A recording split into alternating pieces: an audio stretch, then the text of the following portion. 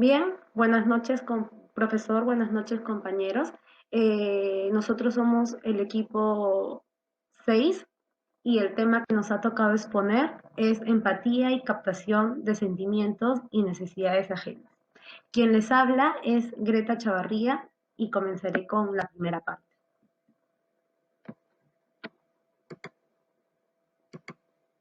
Bien, la empatía. Empezaremos con algunos conceptos acerca de la empatía. Se dice que la empatía es la capacidad de ponerse en el lugar de otro, es decir, es la capacidad de percibir y comprender lo que se experimenta, lo que está experimentando nuestro interlocutor, de comunicarle esta comprensión y de utilizar un lenguaje adecuado a su entendimiento y sentimientos. A su vez, se dice que es una forma compleja de inferencia psicológica en la que la observación, la memoria, el conocimiento y el razonamiento se combinan para llegar a comprender los sentimientos y pensamientos de los demás. Esta capacidad viene determinada tanto por factores biológicos como características de personalidad, experiencias vitales, aprendizaje o la educación que ha recibido esta persona. Y tiene dos componentes. Uno de ellos es el cognitivo, que se refiere a la capacidad para extraer los procesos mentales de los demás, y otro, el componente emocional o afectivo, el cual sería la reacción ante el estado emocional de otra persona. A su vez, también tenemos lo que son las teorías acerca de la empatía. La primera de ellas es la perspectiva cognitiva.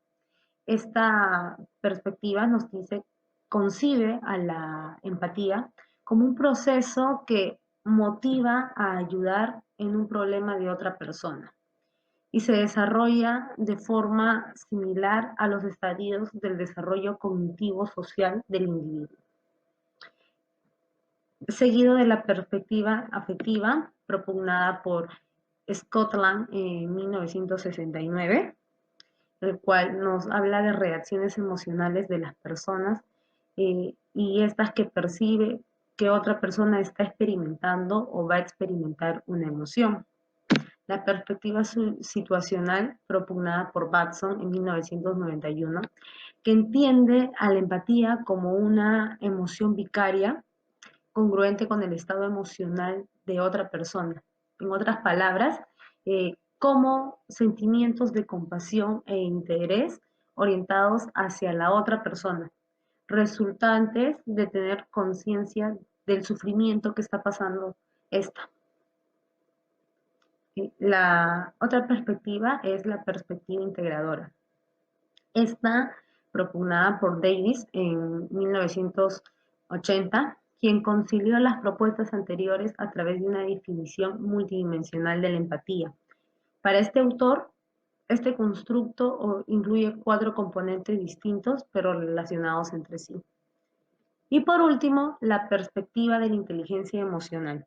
La empatía requiere la adecuada identificación de las respuestas emocionales en otras personas e implica tanto actitudes como habilidades o competencias definidas.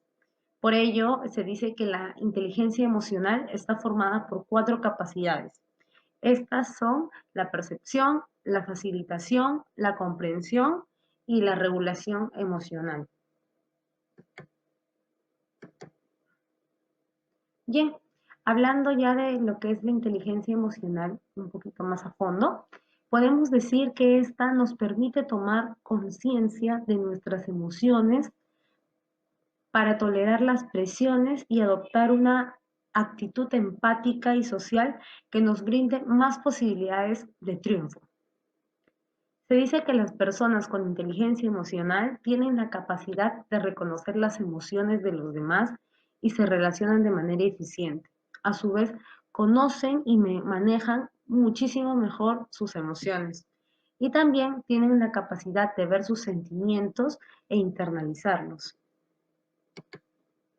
Según Goldman, en el año 1999, los sujetos con inteligencia emocional son mayormente equilibrados sociales y alegres, responsables y alcanzan aspectos éticos, solidarios y cuidan sus relaciones, tienen una vida emocional rica y se sienten bien consigo mismos y con los demás, y manejan con acierto la tensión y expresan sus sentimientos con libertad.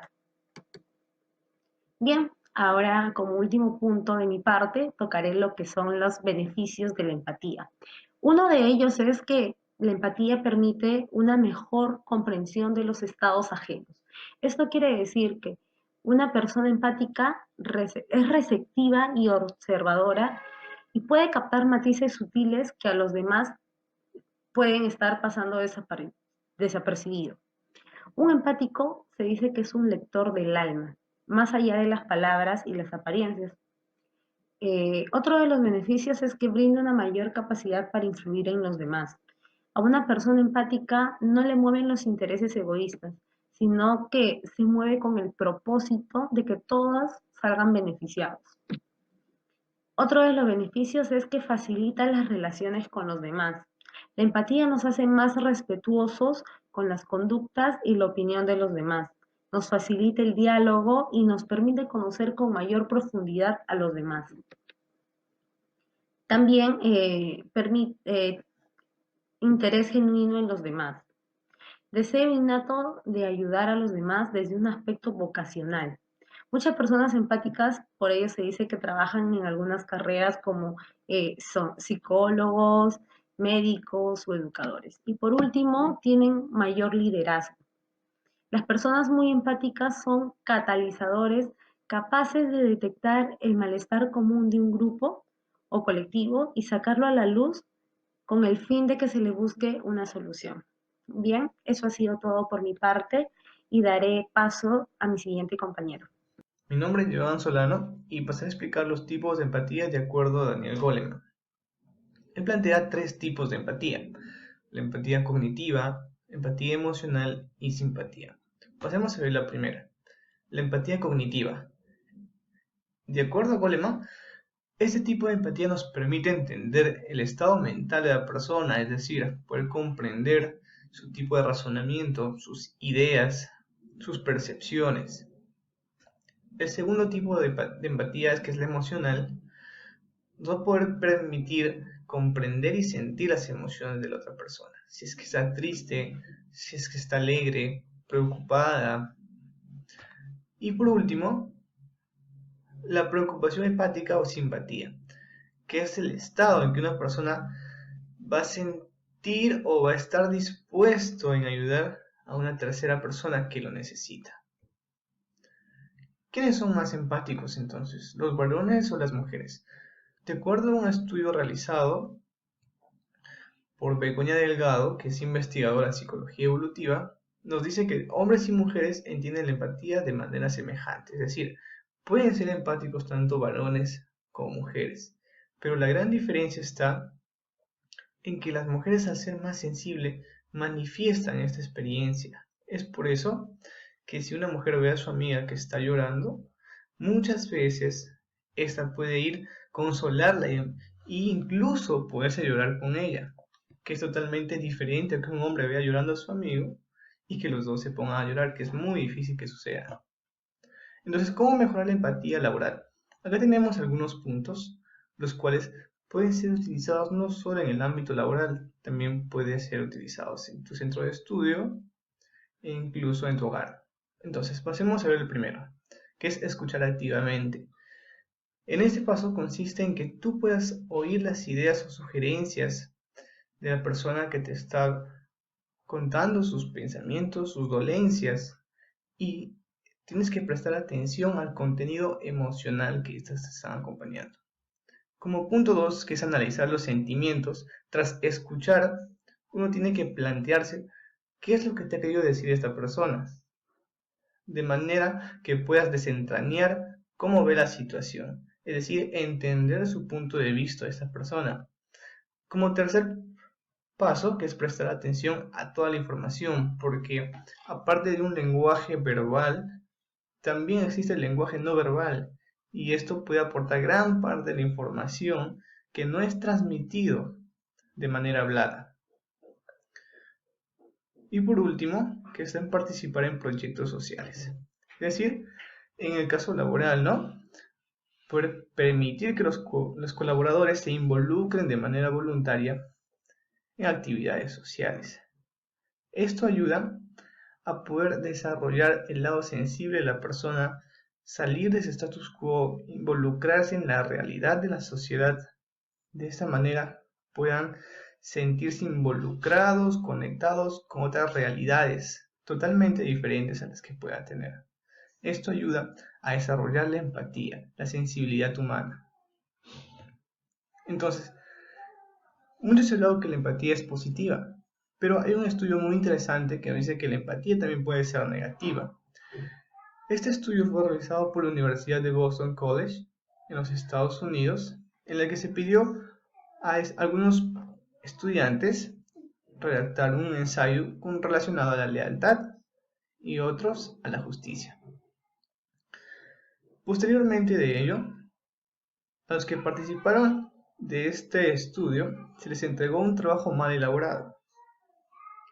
Los que habían desarrollado el ensayo de lealtad no estaban dispuestos a destacar el mal trabajo de un compañero, es decir, de poder delatarlos.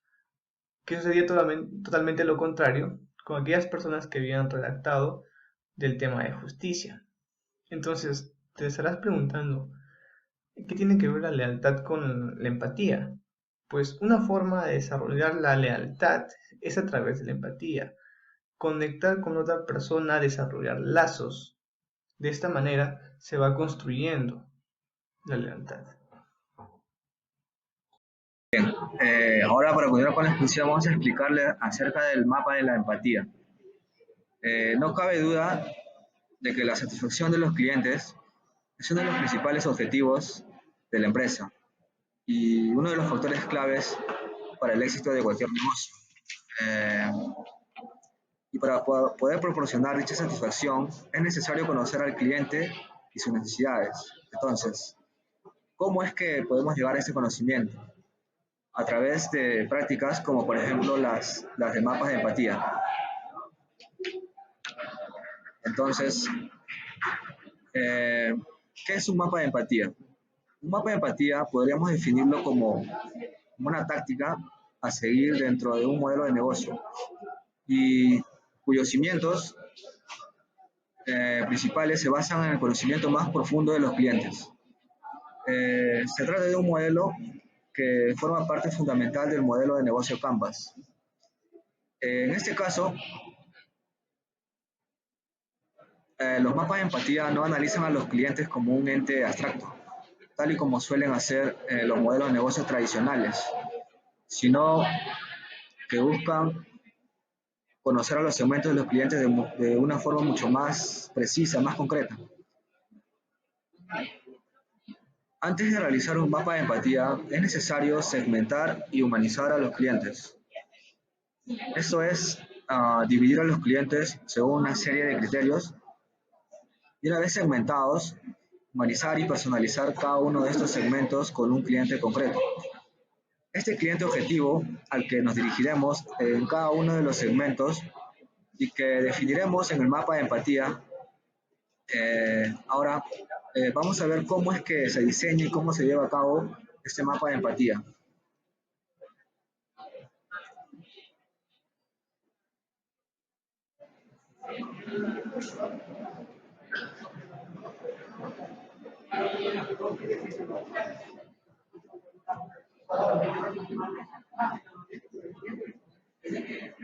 Bien, el mapa de empatía se basa en el conocimiento de 4 aspectos principales del cliente objetivo.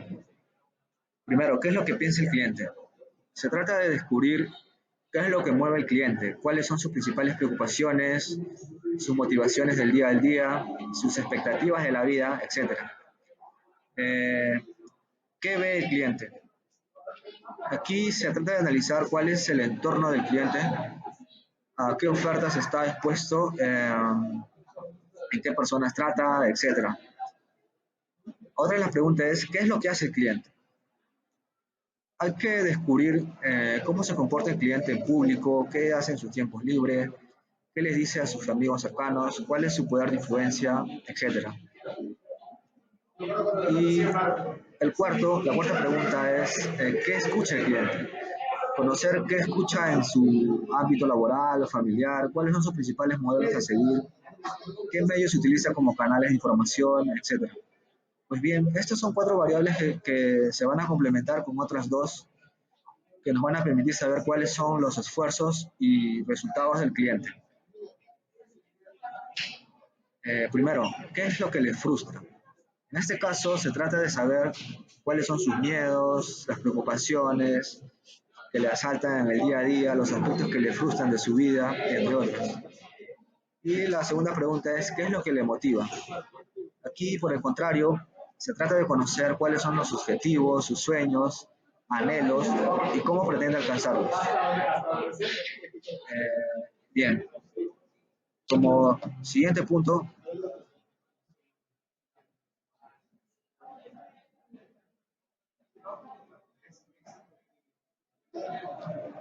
eh, vamos a tratar acerca de los beneficios que tiene la empatía en los negocios.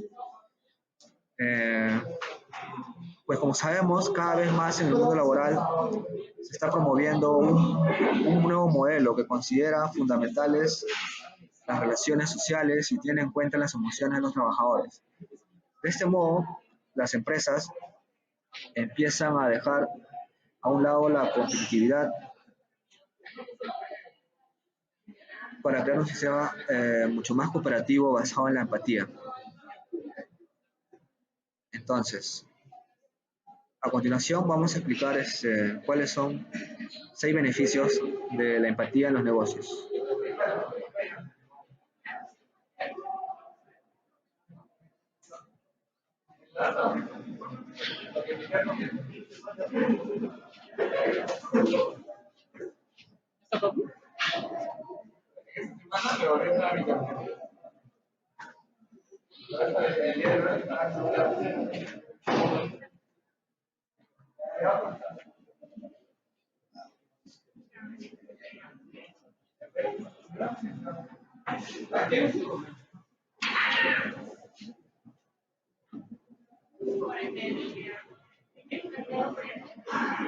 Bien, el primer beneficio sería que genera un buen clima laboral.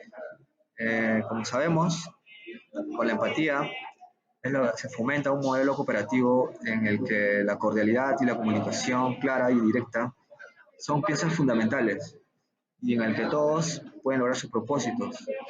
El líder empático tiene en cuenta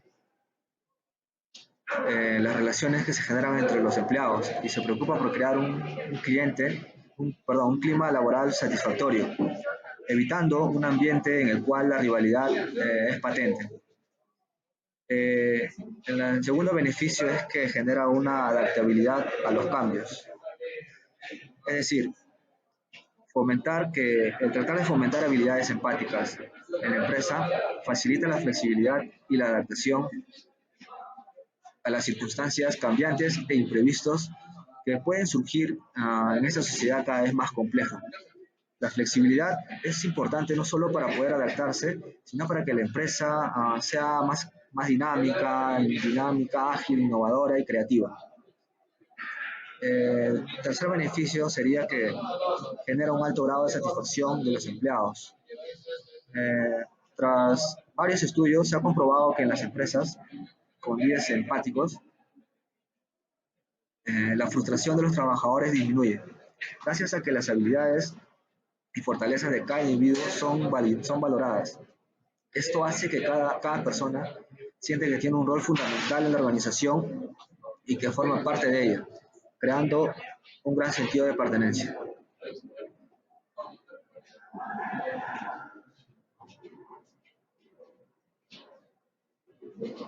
El cuarto beneficio es que genera una buena consideración social. Es decir, que considera que la empresa sea cada vez más solidaria, empática, respetuosa hacia las diferencias en los modos de entender y vivir la vida. Facilita una valoración muy positiva por parte de la sociedad. Las redes sociales serán tu aliado para poder mostrar al mundo tus nuevas acciones empresariales. El quinto es un liderazgo horizontal. Un líder empático no tiene prejuicios, considera a todas las personas por igual en función a sus capacidades, a sus habilidades. De esta forma, las posibilidades de contratar a nuevos empleados aumentarán, lo cual será beneficioso para la empresa. Y por último, resolución de conflictos y mediación. Eh, en el ámbito laboral se producen con frecuencia enfadados.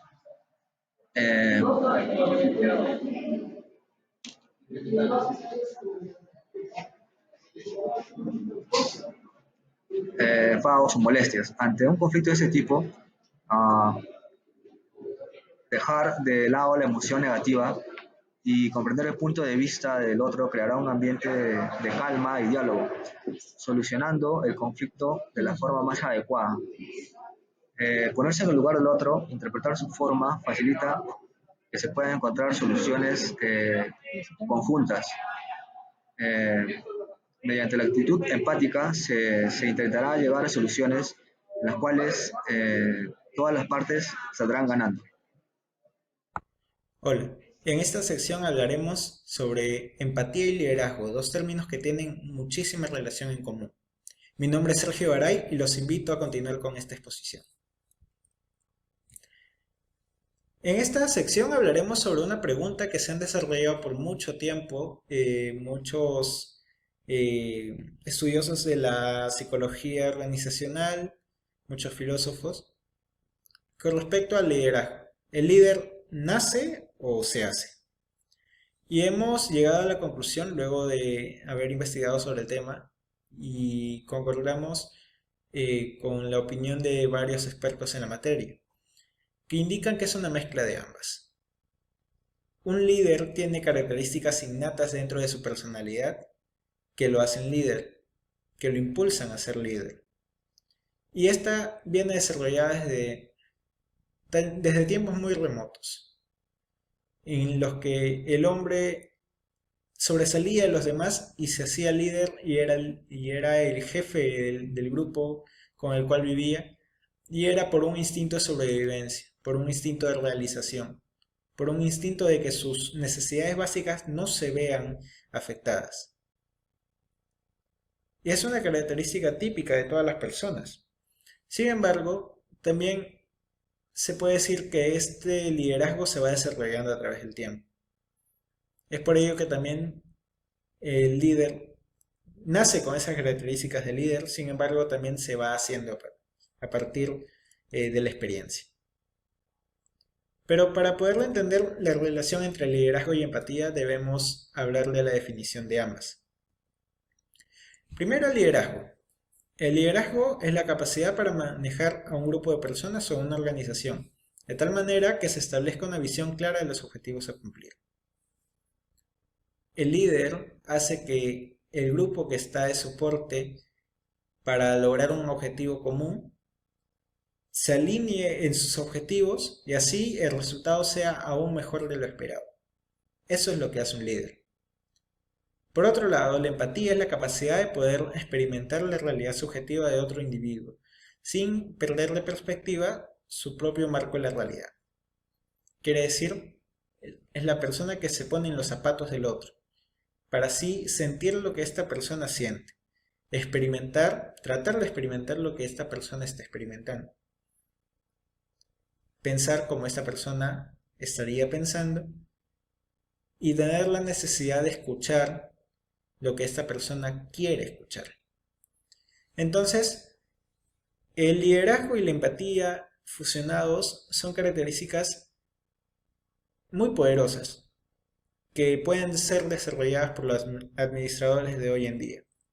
Es por eso que hemos llegado a la conclusión de que los gerentes de hoy en día demuestran liderazgo con autoridad, pero debiendo ser empáticos con sus seguidores. Y esto se trata de una función de fidelización de público objetivo, hablando en términos de marketing. Un líder trabaja en ganarse el respeto y el apoyo por parte de su equipo a cargo. Entonces, un líder lo que hace es identificar las necesidades no solamente del cliente, no solamente de los proveedores, sino también de su propio equipo con el cual trabaja y con el cual se desempeña para poder realizar un determinado objetivo, una determinada meta. Y es la capacidad de poder saber lo que estas personas sienten, una de las capacidades más importantes a desarrollar en un mundo tan competitivo como hoy, donde es tan importante el factor humano. A continuación hablaremos sobre distorsión de empatía, que son situaciones en las cuales la empatía sufre alteraciones y esto se da en tres casos muy especiales que hemos podido identificar y que los presentamos a continuación. En la primera, se trata de la falta de empatía, el narcisismo. Esta consiste en la casi nula capacidad de ubicarse en la posición de otra persona, con el fin de sentir, de pensar lo que esta persona siente o piensa. Sus principales características son el egocentrismo, la falta de paciencia y pérdida de control sin dificultad. Son personas que son muy, pero muy arriesgadas a sus propios pensamientos. Poco o nada le interesan, casi nada le interesa el objetivo común. Cree en sí mismo, tiene mucha seguridad en lo que él piensa es correcto. Sin embargo, estas personas tienen una inteligencia interpersonal casi nada desarrollada. Estas personas suelen tener problemas en cuanto a la paciencia, suelen perder la paciencia con facilidad y son personas que tienen serios problemas en cuanto al manejo de las emociones. Por otro lado, tenemos la empatía. Bueno, poca empatía, que son la prioridad de las necesidades personales sobre las necesidades comunes. Es decir, hay empatía, hay forma de pensar en cómo el otro piensa. Sin embargo, esta persona vela primero por sus intereses y luego por los intereses comunes. Las principales características son la timidez, la soledad y la competitividad muy agresiva. Son personas que son muy arraigadas a sí mismas, comparten muy poco con otras personas, tienen una inteligencia interpersonal muy poco desarrollada, suelen trabajar por sí mismos, para sí mismos y tratar de hacer lo mejor que puedan en comparación a los demás, sin demostrar un trabajo en equipo. Y por último tenemos el exceso de empatía, la alta capacidad de analizar la situación ajena, altos niveles de seguridad y de disposición al servicio. Esta capacidad se ve reflejada en las personas que son muy extrovertidas, que son de alta capacidad para establecer relaciones y que tienen una inteligencia emocional y social muy desarrollada. Son personas que están en contacto rápido con las personas. Son personas que pueden buscarte la conversación en menos de un minuto y uno puede sentir la sensación de que lo conoce toda la vida. El exceso de empatía es una característica típica de los líderes del siglo XXI y es una habilidad, como mencionamos en el inicio, con la que se nace en ciertas características, pero que se va desarrollando a través del tiempo por medio de la experiencia. Esto ha sido por mi parte todo. A continuación pasaremos a la siguiente expositora, quien tratará sobre otro tema muy importante. Muchas gracias. Bien, buenos días profesor, buenos días compañeros. En este caso yo voy a hablarles sobre el tema de captación de necesidades y sentimientos del cliente. Enfoque muy relacionado con el tema de marketing emocional. Y bien, se preguntarán, ¿por qué es tan importante la emoción? Bueno, es que a través de las emociones nosotros conseguimos viralidad y enganchar justamente a nuestro público objetivo, ¿no? Ya que las emociones provocan un estado que agudiza nuestros sentidos y por ello prestamos mucha mayor atención y nos enganchamos mucho mejor a la información que se nos brinda, ¿no? En este caso, se nos proponen una serie de pasos y estrategias para poder lograr efectivamente el desarrollo de un marketing emocional. El primer paso, que es estudiar las necesidades y los deseos que el consumidor quiere satisfacer. Bien, tener un conocimiento de esas necesidades, esas motivaciones del cliente, definitivamente nos va a dar un gran poder que pues nos va a poder diseñar un nuevo producto que se adapte justamente a sus requerimientos y a sus necesidades. Ahora, el paso 2 es con la información que ya se ha obtenido, ¿no?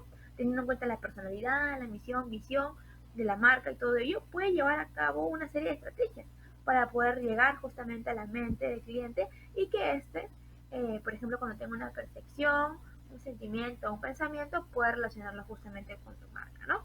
Ahora, también en este paso se nos da el caso de P&G, que trabaja y bastante el sentimiento materno, ¿no? En este caso apela al sentimiento de la mamá, con sus propagandas justamente haciendo referencia a ellas, ¿no? Ahora, el tercer paso es crear una estrategia de comunicación teniendo en cuenta la personalidad de la marca y las emociones de tu público. Por ejemplo, tenemos el caso de Coca-Cola, ¿no?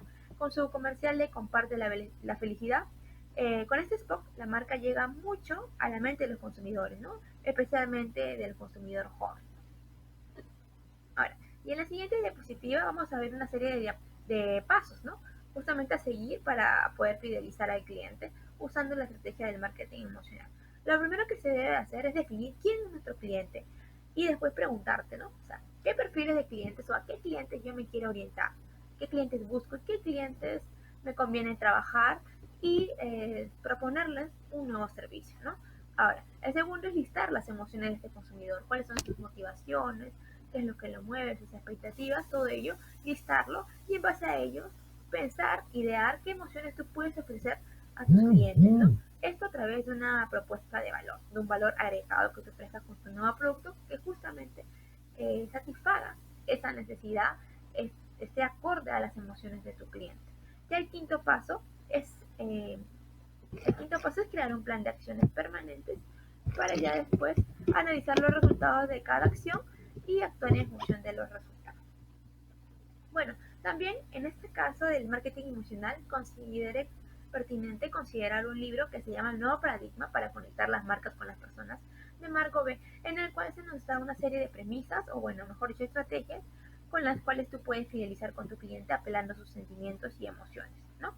El primero de ellos, por ejemplo, de consumidores a personas, que básicamente nos propone que debemos de perder ese enfoque tradicional que ve al cliente como una persona, como un enemigo, ¿no?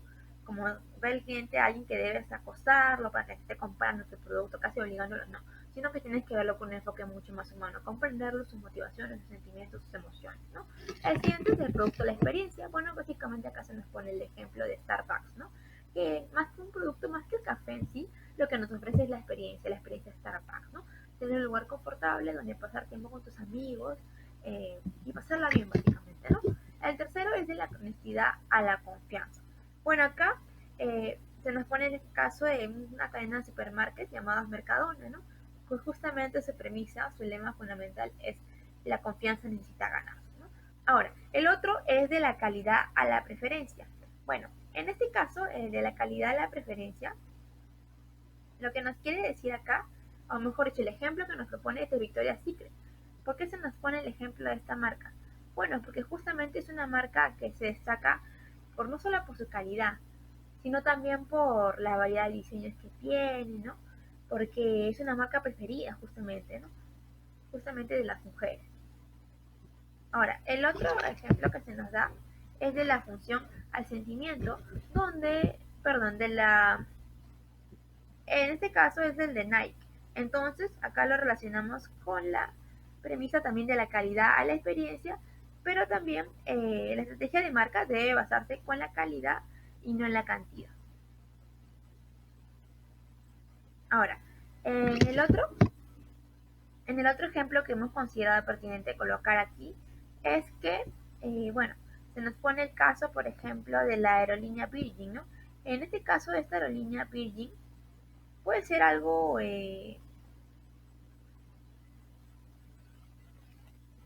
ya, ahora sí. En este caso es de la identidad a la personalidad. Bueno, como les decía, una aerolínea, por ejemplo, que se llama Airlines, ¿tiene personalidad? Sí. Pero si decimos Virgin Airlines, definitivamente es como que otro enfoque. Entonces da otro tipo de la atención del cliente justamente llama un poco más, ¿no? Ahora, el otro tema, la exposición básicamente de mi parte la relaciono no solamente con captar los sentimientos de los clientes, sino también de los colaboradores de tu empresa, ¿no? Entonces vemos ahí que empleados felices, vamos a tener empresas mucho más productivas. Entonces, ¿tú cómo puedes básicamente incentivar a tu trabajador, ¿no? A tu empleado? No solamente a través del salario, sino también lo que llamamos el salario emocional, ¿no? Cómo tú puedes incentivarlo, motivarlo, etcétera, ¿no? Entre las ideas más tradicionales que se tienen, por ejemplo, darles beneficios de salud, o de repente hacerles chequeos médicos, ¿no? O de repente darles tiempos de ocio, boletos de cine, ¿no? De repente vales, ¿no? Vales para que puedan acceder a ciertos eventos, etcétera, ¿no? Pero otras ideas creativas que se nos proponen es, por ejemplo, las licencias de maternidad, ¿no? Que sean un poco más largas, o de repente, ¿no? Días de licencia cuando recién se case, o de repente proponer un viernes un poco más libre, sin estar lleno tan formal, ¿no? O si no, incluso proponerles un viernes libre, que no tengan que ir a trabajar, o vacaciones adicionales por matrimonio, o de repente por mudanza, por ponerle un día libre, etcétera. Entonces, son incentivos que motivan demasiado a los trabajadores, ¿no?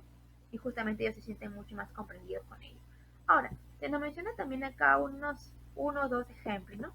De empresas que han sabido motivar a sus trabajadores, han sabido comprenderlos, ponerse en sus zapatos justamente, ya relacionando con el tema de la empatía, ¿no? Captar esos sentimientos y hacer los suyos también, ¿no? Entonces, tenemos el caso de Colombina. ¿Cuál fue su estrategia de motivación? Bueno, vemos que ellos en el 2012 comenzaron un programa de reconocimientos que básicamente busca valorar el trabajo de cada uno de sus empleados e incentivar la práctica de sus valores corporativos, ¿no? Ahora, justamente la marca Colombina en su frase propone que tienen el firme propósito de generar constantemente estrategias para su desarrollo profesional y personal de los trabajadores. Esto es en palabras del vicepresidente de Gestión Humana, Luis Eugenio Cucalón. Ahora, la otra marca, ejemplo, es Nestlé. Bueno, ¿cuál es la estrategia de Nestlé? Es que ellos proponen un programa de beneficios flexibles en el cual los empleados cuentan con un cupo de dinero que pueden gastarlo, ¿no? En seguro para enfermedades graves, póliza odontológica, seguro educativo, regalos, ¿no? O días libres. Y bueno, en palabras de su presidente, el presidente en este caso de Nestlé Colombia, Javier Tecido, él nos dice que básicamente ellos consideran el bienestar y la calidad de vida de sus empleados como una prioridad. Les interesa el balance correcto entre el trabajo y la vida personal. Bueno, eso es todo por mi parte. Bien, mi nombre es Rosario Tuesta Gómez y les voy a explicar acerca de las necesidades ajenas. Como ya hemos visto, la empatía es la capacidad de entender los sentimientos, emociones de las demás personas, es decir, ponerse en el lugar de la otra persona. Para ello también es importante conocer las necesidades ajenas. Como primer punto vamos a ver los conceptos y nociones de necesidad. La necesidad como una carencia, que viene a ser la falta de un bien para cubrir algo. Autor, perspectiva sociológica Marx, con un enfoque universalista. Luego, la necesidad como una acción social que viene a ser el resultado de una internalización en el sistema de personalidad.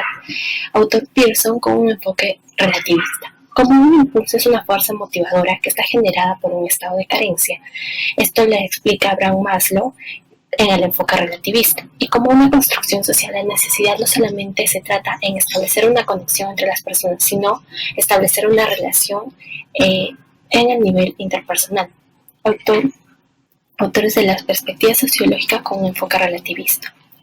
Luego, la necesidad versus el deseo. La necesidad es una sensación subjetiva de carencia o falta de algo para poder satisfacerlo.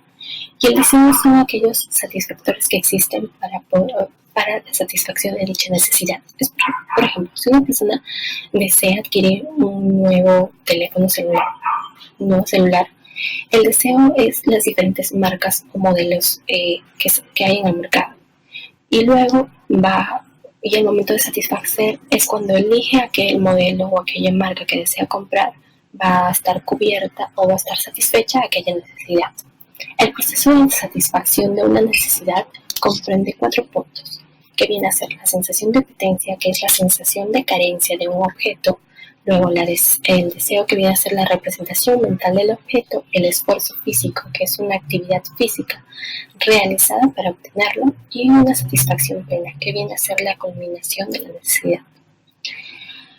Por ejemplo, en el caso que una persona tenga hambre, va el deseo, la representación mental es ir por un sándwich, ir por una torta de chocolate. El esfuerzo físico es ir hasta la tienda y adquirir sea el sándwich o sea una torta de chocolate. Y la satisfacción plena es haber consumido un sándwich y en este caso su necesidad está satisfecha. Luego, como necesidades básicas tenemos 4 puntos, que viene a ser la estabilidad, la incertidumbre, la significancia y lo que es la conectividad. Como estabilidad, todas las personas necesitan una estabilidad en su vida profesional y personal, en un momento para poder lograr los objetivos que se han ido planeando. Luego, la incertidumbre. Todas las personas por algún momento en su vida van a afrontar cambios. Entonces, esto les permite a las personas hacer cosas nuevas y en algunos casos salir de su zona de confort. Luego, la significancia. Las personas necesitan sentirse especiales en su entorno, es decir, ser significantes ante otros y ante sí mismos. Esto en su entorno social, sea con sus familias, amigos, etc. Y luego, lo que es la conectividad, que todo ser humano necesita conectarse para poder conseguir una identidad, es decir, ir construyéndola en el entorno social. Luego vamos a ver la pirámide de Abraham Maslow, en la cual él va la teoría de las necesidades de Abraham Maslow. En la pirámide él realiza una jerarquía de las necesidades que impulsan al ser humano en un momento determinado. Y esta las clasifica de acuerdo a 5 grupos de necesidades. La base de la pirámide está conformada por las necesidades fisiológicas o básicas. Estas necesidades son de supervivencia y son las primeras necesidades que se presentan en un ser humano. Luego tenemos las necesidades de seguridad, que son las necesidades de sentirse seguro y protegido, una vivienda, empleo, etc. Una vez que han sido cubiertas estas necesidades, pasa a lo que son las necesidades sociales. Es decir, que las personas buscan relacionarse con las demás personas, establecer relaciones interpersonales. Esto se puede ver en un desarrollo afectivo, una aceptación por parte de los demás, tener un grupo de amigos, etc. Luego, la necesidad de autoestima, que viene a ser el reconocimiento, la confianza, el respeto. Acá Abraham Maslow señala algo muy importante. Cuando las personas desarrollan la necesidad de estima de forma positiva, van a tener sentimientos de autoconfianza, van a ser unas personas que tengan autoconfianza, pero si se da de forma negativa, estas personas van a ser débiles y van a tener sentimientos de desconfianza ante ellos. Y luego la necesidad de autorrealización, que es el desarrollo de su potencial. Gracias. Soy yo, Mayra Chipana Maldonado, y voy a comentarles acerca de la empatía, casos, cómo desarrollarlo y ejemplos aplicativos a nuestra realidad peruana. Veamos, hoy en día la empatía ha cobrado gran importancia en distintas organizaciones, en todo tipo de sectores, revalorando más lo que es el factor humano y las habilidades que éste pueda desarrollar. Entonces, recordemos, ¿qué es la empatía? La empatía es por ello que debemos comprender que es una habilidad para entender los sentimientos de una persona, entender sus necesidades, entender sus problemas y saber responder de manera más adecuada y correcta, respetando las decisiones emocionales que esta persona pueda sentir. La empatía la deberían desarrollar todos los colaboradores de una organización y siendo mucho más enfáticos en los altos directivos, en los líderes, en los jefes, ya que manejan una gran cantidad de equipo humano y que de ellos depende el desempeño y crecimiento profesional.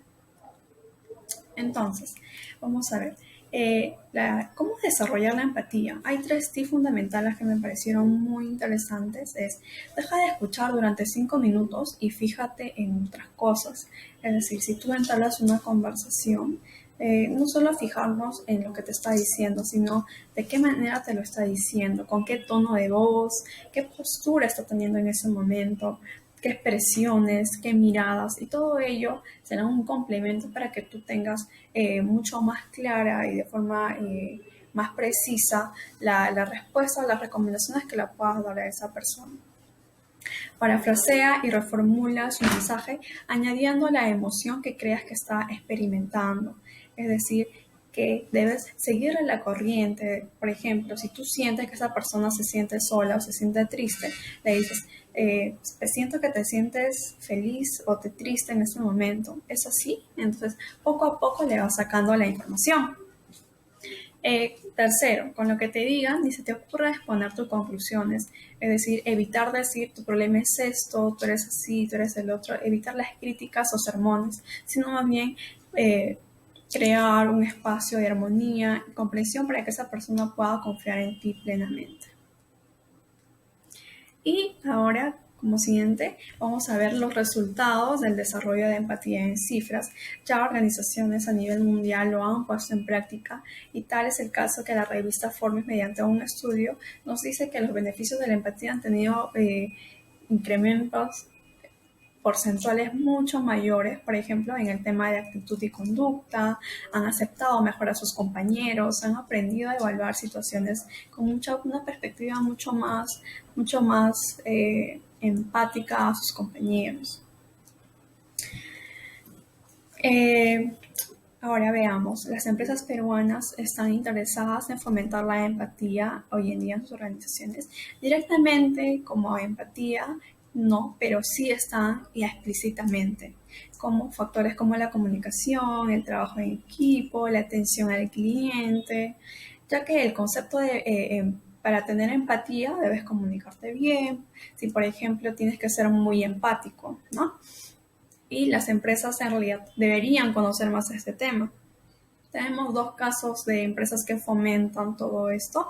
Es el Great Place to Work, que año a año premia a las mejores organizaciones que fomentan el buen clima laboral, y la Asociación Peruana de Recursos Humanos, que también mediante sus congresos, talleres, focus, etcétera, fomentan el desarrollo de estas habilidades para los directivos y personal de sus organizaciones afiliadas a esta asociación. También tenemos a Empatía Consulting, que es una consultora de recursos humanos que apoya el diseño, implantación a medida, políticas integrales de retribución y detección para el desarrollo del talento humano, y toma como eje principal las habilidades sociales, las habilidades humanas que pueda tener una persona, y enfocada mucho con la empatía, con saber retribuir a la persona y también a la organización. Entre las tendencias, hoy en día están muy enfocadas en lo que es el desarrollo humano. Las nuevas reglas han venido hoy en día para quedarse y requieren un nuevo liderazgo, sin perder el foco de la competitividad y los resultados, para que sea mucho más humanista y donde el poder esté mucho más distribuido. Tenemos que, tal es el caso de Teresa Newbu, que nos dice que tenemos que proveer una excelente experiencia a los candidatos para atraer el mejor talento. Es decir, que yo debo ponerme en el lugar del candidato para saber qué motivaciones tiene, qué aspiraciones tiene, para yo poder retenerlo de una manera mucho más eficaz y se quede un largo tiempo aportando valor a mi organización, y yo también les retribuyo de igual manera. Y ya cuando la persona ingresa a trabajar, un factor muy importante relacionado a la empatía es el feedback, ya que es la manera en cual tú le explicas y muestras mayor empatía a esa persona en qué puede mejorar, cuáles son sus puntos fuertes, sus puntos débiles, para acelerar su crecimiento en la organización. Ya para finalizar, tenemos a Walt Disney, una organización a nivel mundial, número 1, enfocada en el desarrollo humano de sus colaboradores y también de sus clientes y de todos sus stakeholders. Ellos están abordando problemas desde una óptica diferente a la habitual, lo que tiene que ver con un trabajo de empatía. Sus últimas, se puede decir, series animadas que realizan año tras año están enfocadas en dar una lección de aprendizaje a los clientes, que son los niños y también personas mayores, ¿no? Del año 2012 al 2013 han sacado esos dibujos animados como Brave, Frozen, Avión y Bold, mucho más relacionadas a lo que es a desarrollar y potenciar estas habilidades. Muchas gracias.